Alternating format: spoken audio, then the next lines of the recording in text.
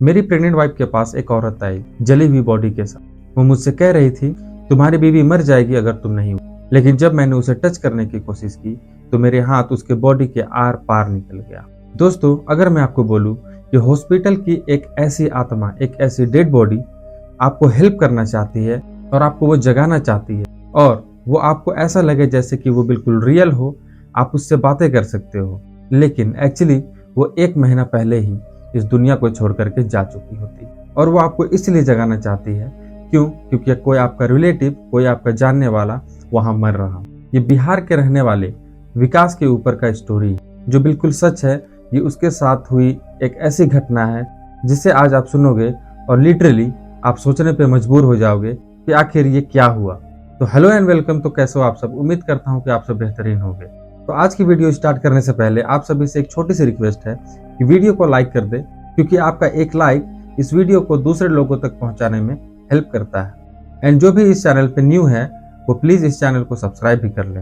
ये जो स्टोरी है वो बिहार के रहने वाले विकास का है, जो कि 1992 में बिहार के एक छोटे से गांव में रहा करते थे और उनकी शादी को सिर्फ 1 साल हुई थी और उनकी जो वाइफ होती है कविता, वो 6 महीने की प्रेग्नेंट होती है। सब कुछ अच्छा चल रहा होता है, नए बच्चे की एक्साइटमेंट में सब खुश होते हैं, घर का माहौल बहुत खुश मिजाज हुआ रहता है।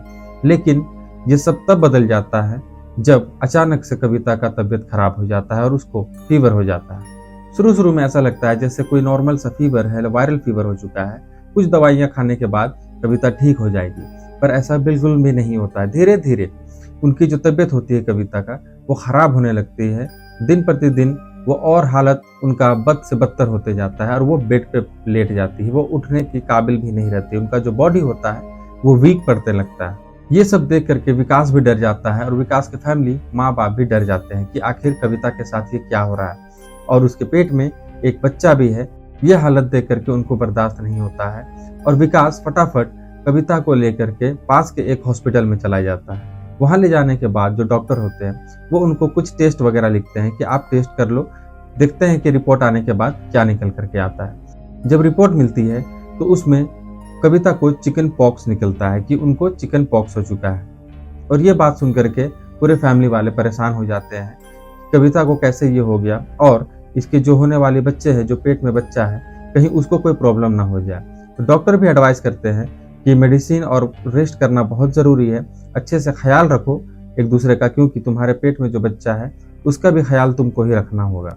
और खास करके विकास और कविता से एक एडवाइस दिया जाता है डॉक्टर के थ्रू कि तुम दोनों नज़दीक नहीं आओगे, तुम दोनों के बीच में किसी भी तरीके का कोई इंटीमेसी नहीं होगा।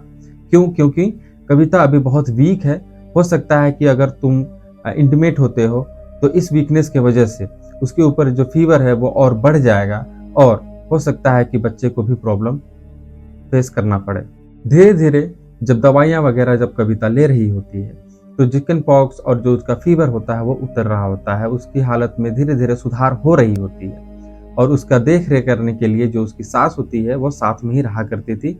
हस्बैंड उस वक्त जो विकास होता है वो दूर रहा करता है, क्योंकि जो डॉक्टर का एडवाइस था उसको वो लोग मान रहे होते हैं। लेकिन आखिर कब तक, विकास के मन में ये चल रहा होता है कि आखिर मैं कब तक कविता से दूर रहूंगा। वो उसे मिस कर रहा होता है और वो चाहता है कि वो उसके करीब जाए, नजदीक जाए, उसके साथ इंटीमेट हो। विकास बहुत अपने आप को संभालने की कोशिश करता है, मन जो है वो बहक जाता है।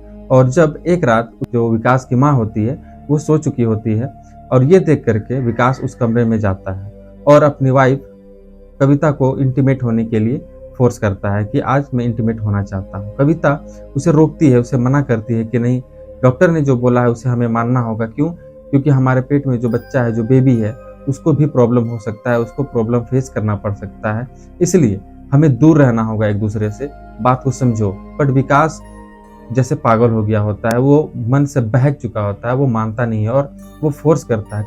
कविता कब तक रोक सकती थी, वो भी उसके साथ इंटीमेट हो जाती है और उस रात वो दोनों इंटीमेट होते हैं। नेक्स्ट डे सुबह होती है और कविता का जो हालत होता है वो बिगड़ जाता है। उसका जो फीवर होता है वो बढ़ जाता है, करीबन 103 डिग्री पहुंच जाता है, जिसके बाद कविता बहुत वीक फील करने लगती है, उसको चक्कर आने लगता है और वो बेड से उठ नहीं पा रही होती है, अनकॉन्शियस हो जाती है। ये देख करके जो विकास होता है वो घबरा जाता है और उसे फटाफट हॉस्पिटल लेकर के पहुंचता है। हॉस्पिटल जाने के बाद पता चलता है कि जो कविता है उसका बॉडी पूरा वीक हो चुका है, फीवर का जो टेम्परेचर है वो बहुत ज्यादा बढ़ चुका होता है, जिसके वजह से उसका बेबी खतरे में आ चुका होता है। ये सब सुन करके विकास डर जाता है और उसे अपनी गलती का एहसास होता है कि आखिर मैंने ये क्या किया। काश मैंने अपने आप को रोक लिया होता, अपने मन को बहकने ना दिया होता, तो आज कविता का और मेरे बच्चे का ये हाल नहीं हो रहा होता। मैं बिल्कुल ही किसी काम का नहीं हूँ, ये सब सोच रहा होता है विकास। और उधर कविता का हालत खराब हो रहा होता है, उसे अंडर ऑब्जर्वेशन में रखा जाता है आईसीयू में। जो डॉक्टर होते हैं वो कविता को स्पेशल ट्रीटमेंट वगैरह दे रहे होते हैं और विकास से कहते हैं कि हमें इनको अंडर ऑब्जर्वेशन रखना होगा, कल सुबह ही हम कुछ बता पाएंगे कि इनका हालत कैसा है, क्या सुधार हो रहा है या नहीं। कुछ ड्रिप वगैरह भी लगाया जाता है, वक्त कविता के बॉडी पे पानी वगैरह चढ़ाया जाता है और कल सुबह के लिए इंतजार करने को बोल करके डॉक्टर वहां से चले जाते हैं। धीरे धीरे रात होती है और रात में सारे डॉक्टर चले जाते हैं। रात की ड्यूटी में सिर्फ एक जूनियर डॉक्टर और 15 नर्स ही उस हॉस्पिटल में होते हैं। वैसे हॉस्पिटल तो बहुत बड़ी होती है, करीबन 200 बेड की होती है, लेकिन उसमें जो पेशेंट होते हैं वो करीबन 11, 12, 15 तक के ही लोग होते हैं, जिसके वजह से पूरा जो हॉस्पिटल होता है वो बहुत सन्नाटा सा रहता है। और जो हॉस्पिटल होता है वो गांव से हट करके एक साइड एरिया में रहता है, जहाँ पे और भी सुनसान जगह रहता है, वहाँ के अगल बगल में और कुछ भी नहीं होता है। हॉस्पिटल का क्लियर इंस्ट्रक्शन होता है कि पेशेंट के साथ कोई एक ही रह सकता है। जो कविता होती है उसके साथ उसकी सासू माँ उसके साथ अंदर रहती है और जो विकास होता है वो बाहर हॉल में 20 लोगों के साथ सो रहा होता है। जो बाहर का हॉल होता है उसका लाइट ऑफ कर दिया जाता है क्योंकि सारे लोग सो रहे होते हैं। विकास भी वहीं पे सो जाता है। करीबन रात के 1 से 1:30 बजे के आसपास अचानक से धीरे धीरे से विकास का आंख खुलता है और उसे लगता है कि कोई पेशेंट है जो धीरे धीरे उसके तरफ चलते हुए आ रही है। और वो जो पेशेंट है वो एक औरत है और वो प्रेग्नेंट है। वो साड़ी पहनी हुई है और विकास की तरफ वो धीरे धीरे बढ़ रही होती है। पर विकास नींद में होता है और उसे कुछ समझ में नहीं आ रहा होता है। पर वो जो औरत होती है वो धीरे धीरे विकास के करीब आती है और आते ही विकास से कहती है कि तुम यहाँ सो रहे हो, तुम्हारी वाइफ का कंडीशन बहुत खराब हो चुका है, चलो उठो यहाँ से, चलो मेरे साथ। और ये विकास को क्लियर समझ में आ रहा होता है, पर वो नींद में होता है और उसे लगता है कि वो हेलुसिनेट कर रहा है, वो ख्वाब देख रहा है, वो सपने में है। जो औरत होती है वो सीरियस होकर के चिल्लाते हुए कहती है, तुम्हें समझ में नहीं आ रहा मैं तुम्हें क्या कह रही हूँ, उठो, तुम्हारी वाइफ का कंडीशन बहुत खराब हो चुका है, वो मर जाएगी अगर तुम आज नहीं उठे तो।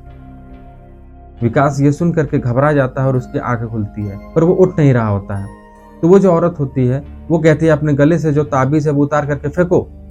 अब ये सुन करके विकास चौंक जाता है कि इसे कैसे पता कि मेरे गले में ताबीज है और ताबीज से इस चीजों का क्या संबंध है, वो क्यों चाहती है कि मैं अपने गले से ताबीज हटा दूं। तभी वो फिर से औरत चिल्लाती है, सुनाई नहीं दिया तुम्हें, मैंने तुम्हें क्या कहा, अपने ताबीज उतार करके फेंको। विकास ये सुन करके समझ नहीं पाता है और वो जल्दी जल्दी से वो ताबीज उतार करके फेंक देता है।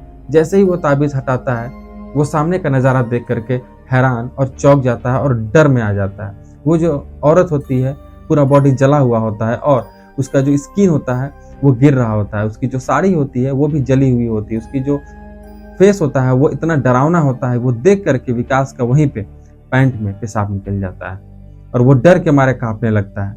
पर वो जो एंटिटी होती है वो विकास के पैर पकड़ती है, विकास को घसीटते हुए आईसीयू की तरफ लेकर के जाती है और विकास अपने आप को रोकने का, अपने आप को बचाने का कोशिश कर रहा होता है। पर वो एंटिटी इतनी मजबूत और इतनी स्ट्रांग होती है कि विकास अपने आप को कंट्रोल नहीं कर पा रहा था और वो एंटिटी विकास को खींचते खींचते आईसीयू के पास ले जाकर के खड़ा करती है और दरवाजे पे जोर से धक्का मारती है और बोलती है, जाओ बचाओ अपनी बीवी को। और ये बोलते ही विकास अंदर घुस जाता है और देखता है कि उसकी जो वाइफ होती है वो कांप रही होती है, वो अपने पैरों को यहाँ वहां फेंक रही होती है, पर बगल में उसकी जो सासू माँ सो रही होती है, विकास की माँ जो वहां पे सो रही होती है, उसे कुछ भी एहसास नहीं होता, उसे कुछ भी पता नहीं चलता है, वो नींद में होती है। जब विकास